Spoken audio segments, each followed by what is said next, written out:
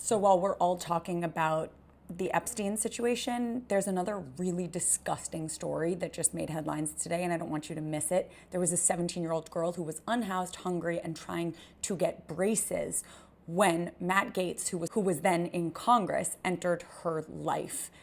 And what happened from there is just vile. I'm Eliza Orland's career public defender for 15 years in Manhattan, and new reporting just dropped about the Matt Gaetz scandal, and it adds just this heartbreaking context about the teenager at the center of it. The New York Times reports that she was 17, experiencing homelessness with her parent and trying to save money for basic needs like braces. She was navigating poverty, instability, and all the vulnerabilities that come with being a minor in desperate circumstances. So it was during that time that Matt Gaetz, a sitting member of Congress, became involved with her.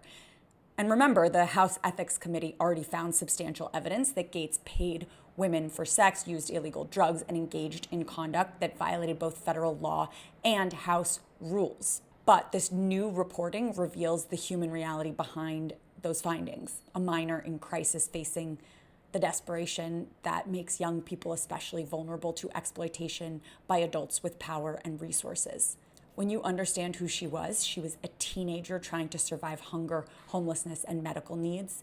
The power imbalance becomes impossible to ignore. This is exactly the kind of situation where the law is supposed to protect vulnerable young people from adults who hold all the power. The fact that she was saving up for braces really puts in perspective how young she truly was.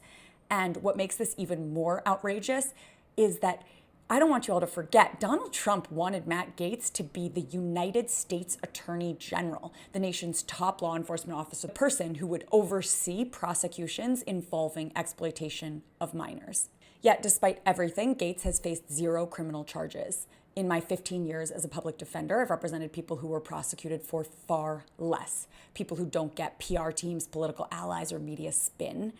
They end up with handcuffs, indictments, and prison time.